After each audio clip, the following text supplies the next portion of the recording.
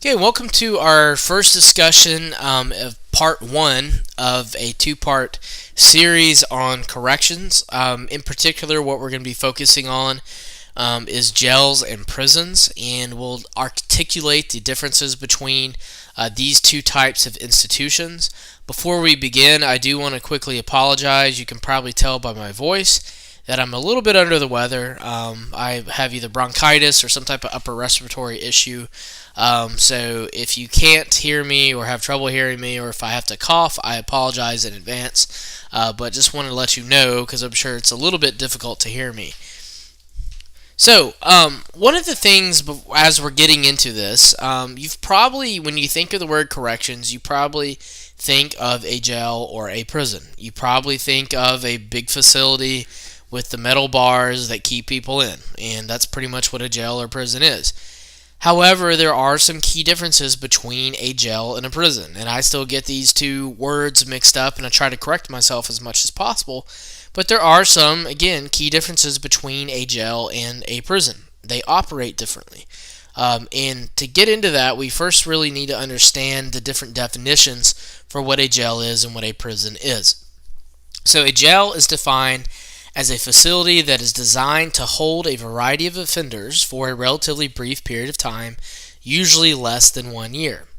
Whereas prisons are defined as facilities designed to hold offenders who have been convicted and sentenced to more than 1 year of incarceration for felony offenses.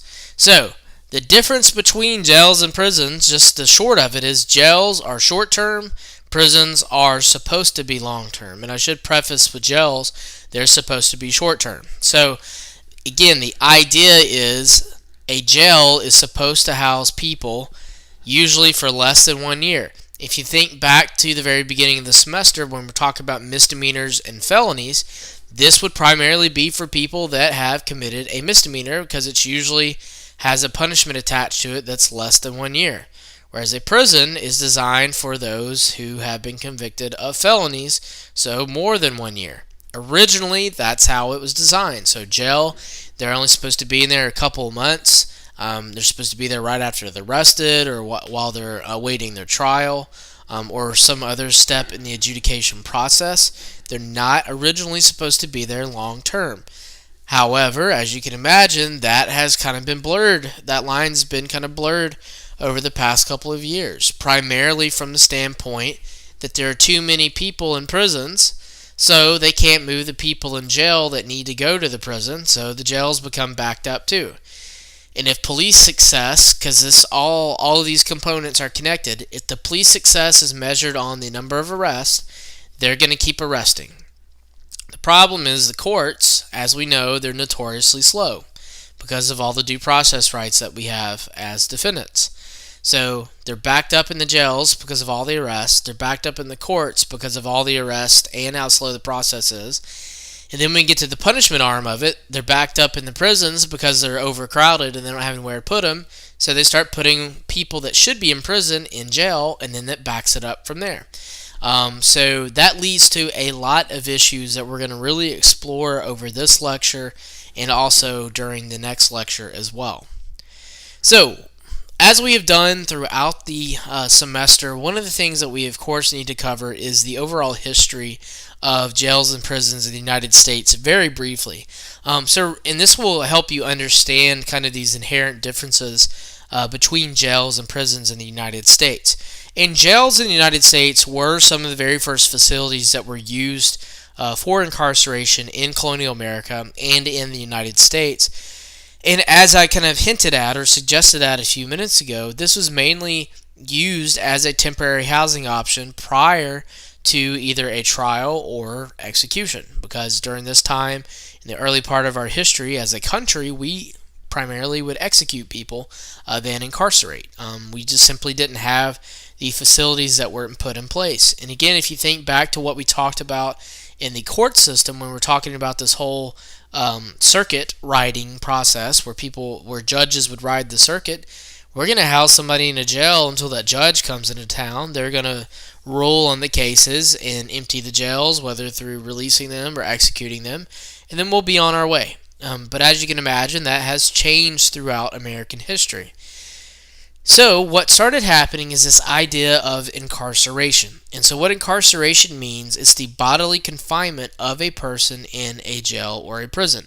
So, that means we physically would hold somebody and remove them from society. So, they cannot function in our realm. They've shown that they cannot behave. So, as a result of violating our social norms, as violating that social contract, we're going to remove them from our presence in a facility like a jail and what was to become a prison.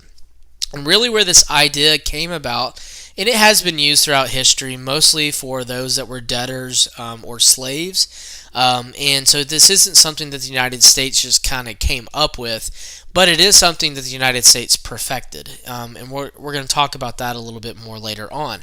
But really, where incarceration started taking off is through POW camps during both the American Revolution and the Civil War, the American Civil War. And if you don't know what a POW camp is, that's a prisoner of war camp. So what that means is, in the American Revolution, when we were fighting the British, if we captured a British soldier, we had to keep them somewhere, and we would build facilities to incarcerate them in these buildings so they could not fight against us. The same thing happened in the Civil War. We built these huge facilities both on the north side and on the south side, and we would incarcerate the soldiers. There were some notorious examples of abuses that took place in POW camps on both the Union side and the Confederate side. I actually had an ancestor who was 21, who I'm from the state of Tennessee, and he fought in the Confederacy. And he actually died as a POW in Camp Douglas in Illinois from dysentery. We had the notorious one on the Confederate side being Andersonville, which was in Georgia, and they had conditions that were very similar to the Holocaust. They were not executing people like they were in the Holocaust, but there was a lack of supplies, and there were some, of course, abuses that were going on, where some of the individuals, a lot of people actually died from starvation. And there's some pictures of this. And again, it's very similar to what happened during the Holocaust. We also had these ideas at this time, before, again, about the middle to late 1800s, called Hulk prison ships. And this is a drawing of a Hulk prison ship. And what a Hulk prison ship was, it was a decommissioned ship or some type of vessel. Sometimes it was a naval vessel that wasn't being used anymore. Sometimes it was just an old boat that they found. And what they would do is they would park these, or not park, I guess, but they would dock these boats in a harbor. So it's some type of area that, there wasn't a lot of waves to it, and they would just incarcerate people in these prison hulks. And so what would happen is you had hundreds of people starting being stacked at the bottom, middle, and the upper levels of these ships. Well, think about some of the issues. If you've ever seen any movies depicting the transatlantic slave trade, you know that those being housed in those cramped quarters, in dark quarters on a ship at this time especially, is not a good process, because you have a lot of people packed in together. You have no indoor plumbing or toilet facilities or any other type of facilities. So what happened is you had disease that was spreading rampant. You had dysentery, typhoid fever, listeria, all types of stuff that was going on. And so what happened, you had a lot of people dying. The other issue that you had is, guess what happened when one of these boats would fill up? We would go get another boat. And what would happen when that one filled up? We would go and get another boat, and then go get another boat, and then go on, and go on. So eventually what was happening in a lot of these big cities, like Boston and Philadelphia and New York City, we had these prison hulks that were just docked there, and they were stacking up. When you have a lot of people, and you don't have any type of way of sanitation system set up, you're going to have the disease spread, and the worst thing, especially during the summer, it's going to smell, and it's going to smell bad. So what happened is they started doing away with the prison ships because of that smell issue and some of the safety issues, and they started building physical facilities. So some of them, they started converting old POW camps into prisons. and others they actually built new facilities, and we're going to talk about that a little bit more here in just a second. But a lot of the early incarceration issues focused around this idea of work, that they had to redeem themselves by working. So they had to justify their housing, they had to justify their food that they were being given, even though they weren't being given much, but they had to justify it by doing some type of work. And that's one thing I want you to kind of keep in mind here in just a second, because this is going to be pretty important. So, pre-Revolutionary War, a lot of these prisons that we did have, or jails that we did have, were operated by private entities. And then post-Revolutionary War, they started being operated by the sheriffs of the county. And again, you had some other issues going on, but what really spread incarceration throughout the United States was once we abolished slavery after the end of the American Civil War in 1865. Because think about what was going on in the South. You had an entire economy that was a big economy that was built, and it was an agricultural economy as well, that was built on slave labor. Well, after the Civil War, you don't have slave labor anymore. So, what are you going to do? Well, what they started doing was they started incarcerating people at record amounts. And a lot of them happened to be former slaves. And they were former slaves, and also that were freed African Americans, and it started being those that were born outside of slavery. So they were descendants, of course, of slaves, but in recent descendants is what I'm referring to, but they were still being incarcerated. And guess what? When they were incarcerated, they were being put to work. And this was for everybody that was incarcerated, but it was disproportionately represented by recently released slaves after the end of the Civil War. And so this practice started being used in the North as well. And there's this idea, and we're going to get to this in a second, but we started leasing out individuals. So states would incarcerate somebody, then they would sell their labor to a company, or they would sell their labor to a factory to produce goods for a company. And that's really what started spreading incarceration throughout the United States.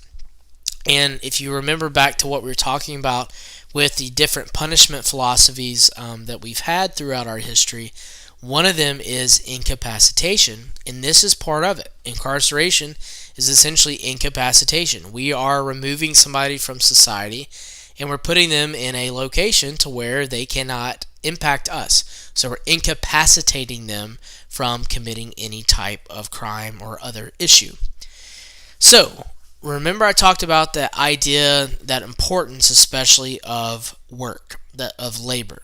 Well, originally we had two forms of labor that went on, or two forms of organization of inmates, and then that turned into labor. We'll talk about that in just a second.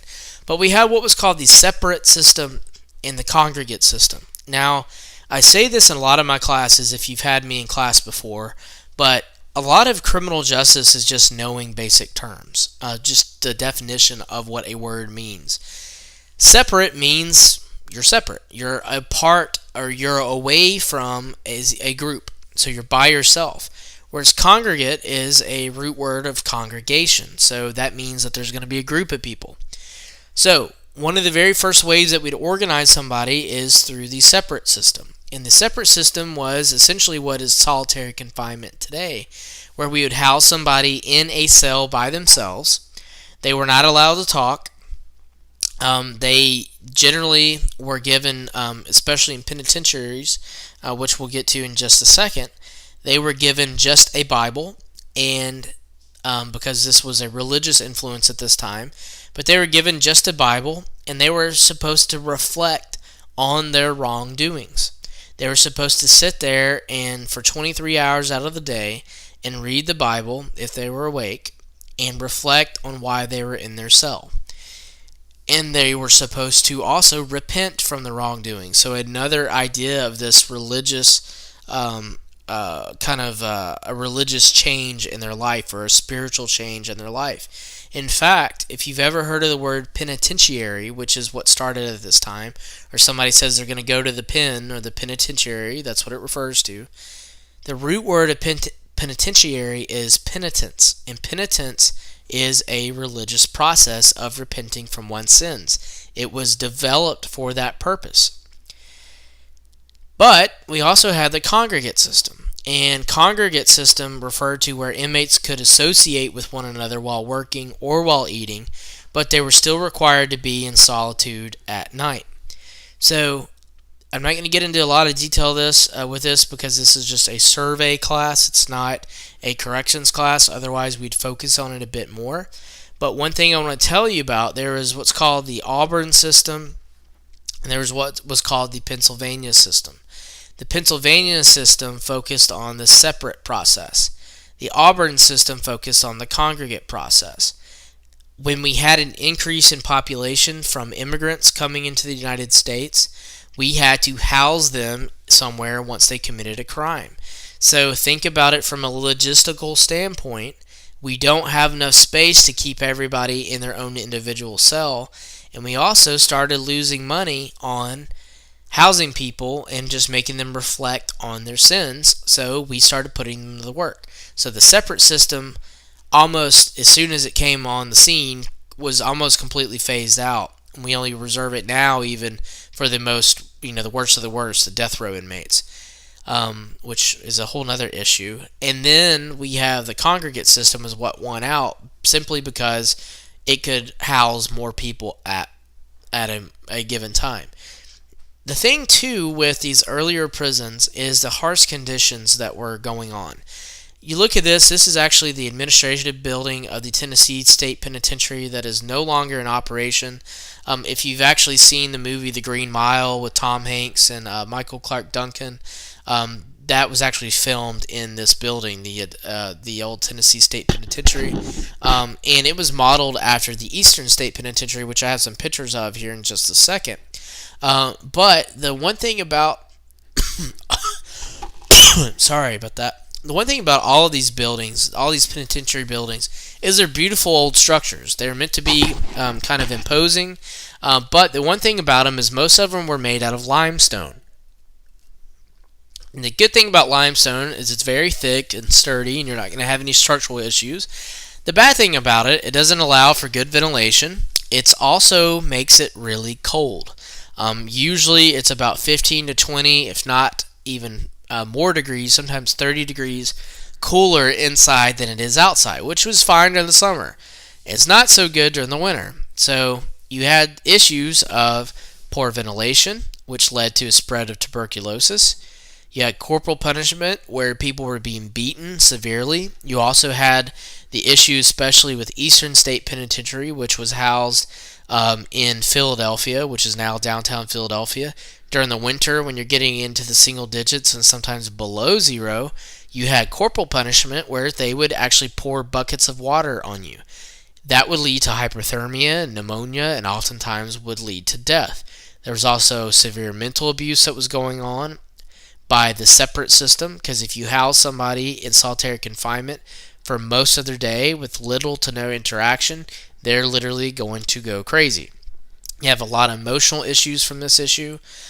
You also have a lot of physical illnesses related to the structure of the building itself. And of course, you have a lot of death. And that's going to be something that's going to be important here in a second when we talk about the different correctional eras. This is one of the most notorious penitentiaries called Eastern State Penitentiary. When it was built in the early 1800s, it was actually in the middle of nowhere on the outskirts of Philadelphia. Well, if you've been there recently, and I urge you, because this building is still in operation today, it's still there today, it's not used as a prison anymore. It's in the middle of downtown Philadelphia now because the city spread out to it. In fact, if you've ever heard of Temple University, Temple University's campus is not too terribly far from this facility. But the whole idea was it was supposed to be an imposing structure. It looks like a castle even when you're walking up on it.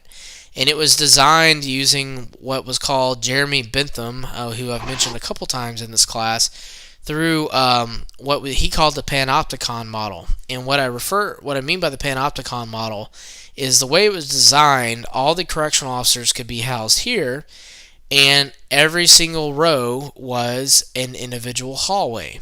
And these hallways had inmates in solitary confinement on each side. So you had a row of inmates here, a row of inmates here.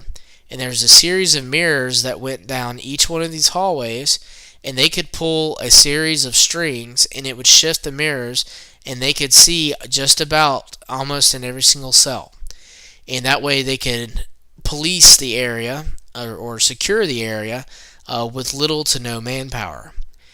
The problem is, though, as I was talking about, each one of these little dots here represents an individual door. And you had people that were let in with a bag over their head, and they were then pretty much in that cell for the rest of their time at that prison. And this is it today. And I really think that Eastern State Penitentiary is the perfect case study for American corrections. And the reason why I state that is it was it opened in the early 1800s, about 1820 something. I can't remember the exact year, and it didn't close until the 1970s. So it really kind of went through the whole evolution of American corrections up until today, because when they ran out of space, because think about the differences between these two. There's only 1, 2, 3, 4, 5, 6, 7 wings here. Here there are 1, 2, 3, 4, 5, 6, 7. That's almost 1. 8, 9. Then there's 10, 11, 12, 13 wings. So they added 6 wings to it just in the span of about 150 years. And again, the reasons for that was, well, they ran out of space, so they added another one. They also, when they ran out of space on one level, they would build a second level, like in this one right here. This is actually me standing in the doorway of the chaplain office that was there. And this is the cell. It kind of gives you an idea of how and why they set it up the way they did. It was supposed to let in just enough light to make it look like a sanctuary, and they were supposed to be able to sit there all day and read. And you see the toilet here. I don't think that was the original spot for the toilet, but what's interesting, this facility actually was state of the art when it was built, and it had indoor plumbing and heating before the White House did, which is kind of an interesting side note.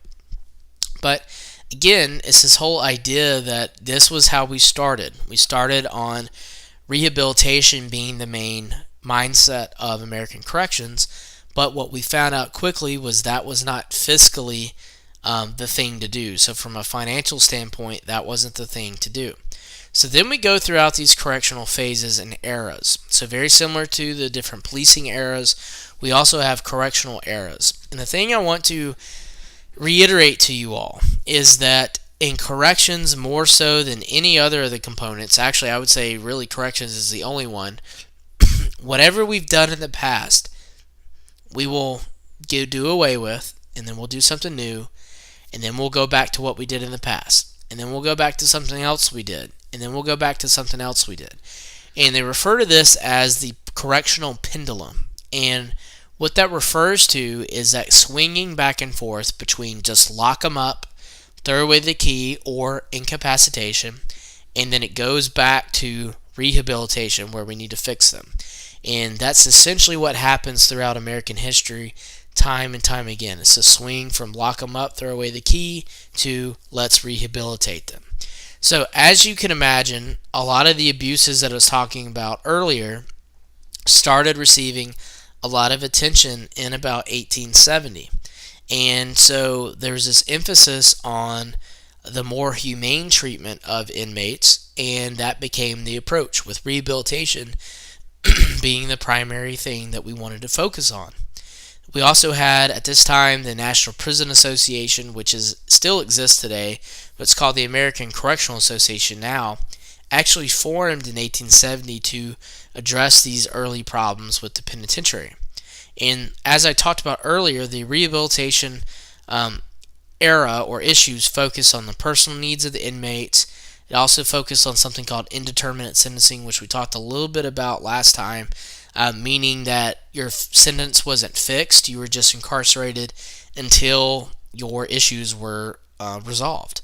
And you got some early time release if you did everything you were supposed to, and all of that. But as I kind of alluded to with the industrial era, we realized rehabilitation takes a lot of time, a lot of effort, a lot of energy, and it doesn't always work. And combined with that, you have a huge increasing immigrant population in the United States that was causing huge growth in urban areas, which was leading to more crime. In fact, if you look at Chicago in 1790, had a population of 4,000 people. By 1890, just 100 years later, it went from 4,000 people to 1.1 million, and that's because of the immigrant population. And when you have that going on, you, of course, cannot do the separate system. So you start putting them to work. Then they realize if we put them to work, we actually can make some money. And that ushered in that industrial era. And this was this idea of using convict labor. Usually we use convict labor to make handmade items and then would sell those individually, but slowly with the Industrial Revolution going on, we started using machinery to almost produce factory-style labor. And in fact, a lot of prisons had factories in them, and sometimes the inmates were transported outside the prison to a factory to make these items. And as I mentioned earlier, we also had convict leasing, where we would sell the labor of inmates to a company for a certain price. And is basically was a form of legal slavery. They actually call this, historians call this slavery by another name. And it primarily was used in the South, although it was used in the North as well. And we used labor of convicts until about 1890. Then we got away with it a little bit because there's this idea that they were taking jobs. It's almost like the Walmart effect. It's actually something I like to call the Walmart effect. And what I mean by that is if you have a business that is like Walmart, where they're using cheap labor in other countries to produce goods, they can sell their good for a less amount. And when they do that, they're putting their competition out of business. So that was one issue, because they're paying inmates less than they would a free person to make an item, so they can sell their goods at a lower rate. And the other thing too is, so that was competing with the economy, and a lot of people that weren't using convict labor went out of business. The other step with that is that they were taking people's jobs. So if an inmate was employed doing something, then that was taking a job away from somebody else. So there was a big issue with this in 1890, then we kind of got away from it, then we went back to it. But what really kind of ended the industrial era was in about 1930, in the early 1930s, when we had the Great Depression fully set in. There's this huge argument of why do all these inmates have jobs and I don't. So we did away with that. We actually had, it's called the Halls Act, which you don't need to know that, but they did away with this idea that inmates, or that prisons can make these goods and sell them across state lines. So what happened is you can still put inmates to work. Mostly, though, that's been used to do like license plates for states, or they'll make the furniture for a state for all the government buildings. However, we still do have some inmates making goods for private companies. Victoria's Secret is one of the biggest companies that uses inmate labor today. Also, JCPenney. Jostens, which Jostens does class rings and graduation apparel. They have historically used inmate labor as well. The rehabilitation era came about back in really around the 1940s, 1950s, and it emphasized treatment, and it emphasized making the offender whole again, because it's this idea, okay, if they can't work and they're going to be sitting there all day, they're going to have to do something, so why don't they try to fix themselves? That only worked for about 20 or 30 years, because in the 1960s, 1970s, we had a lot of social unrest. We had a lot of protest from the civil rights movement. We had a gay rights movement, a women's rights movement. We had the Vietnam War protest. We had a lot of unrest going on. And we also had the highest crime rate in recorded history during the 1960s and 1970s. And that brought in a punitive focus. That brought in a lock 'em up and throw away the key approach.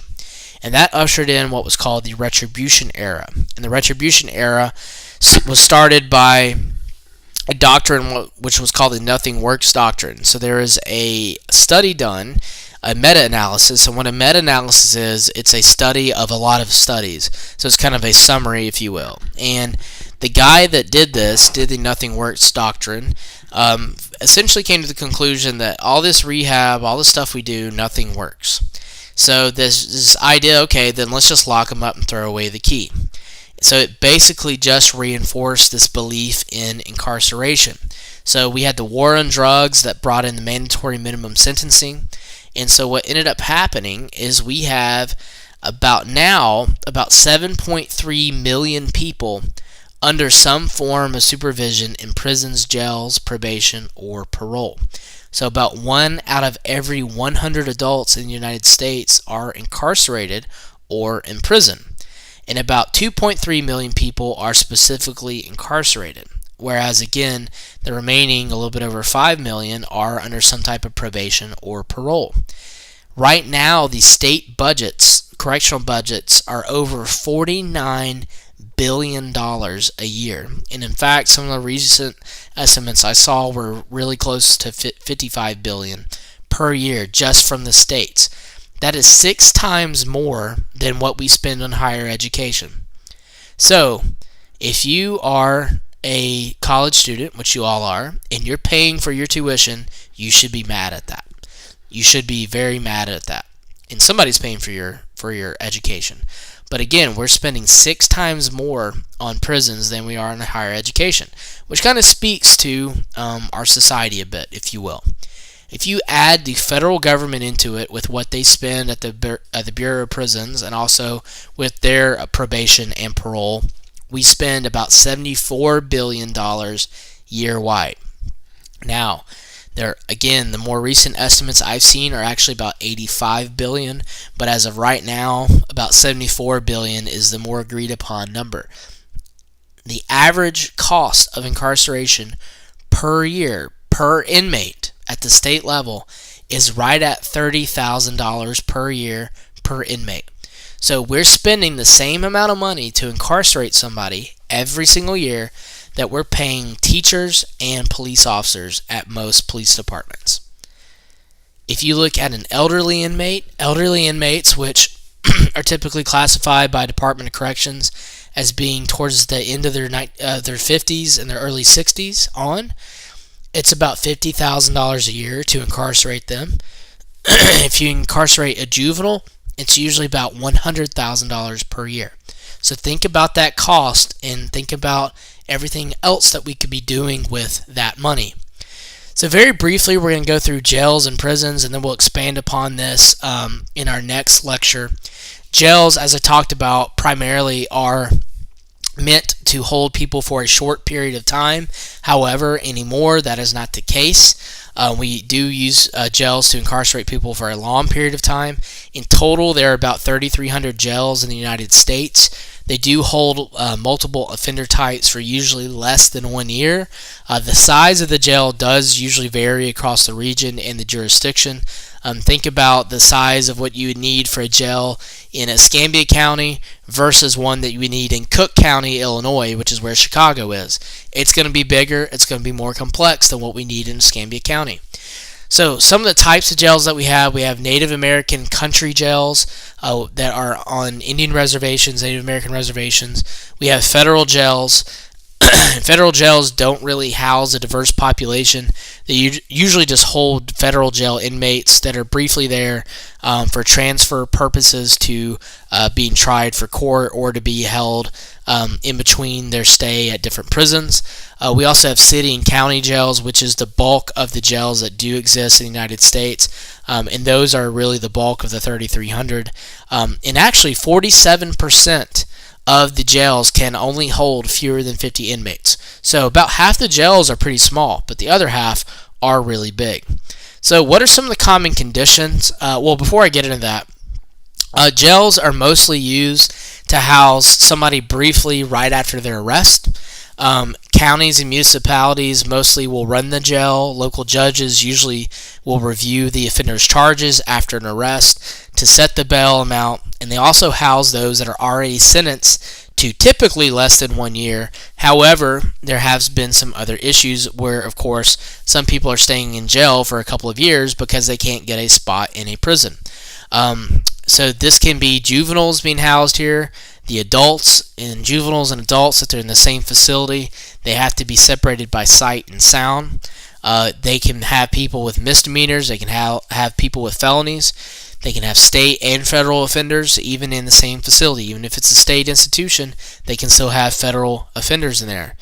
Usually the people that make up the jails are poor, so they're financially poor. They're from a lower socioeconomic status. They're usually a deviant group. They're usually marginalized individuals as well.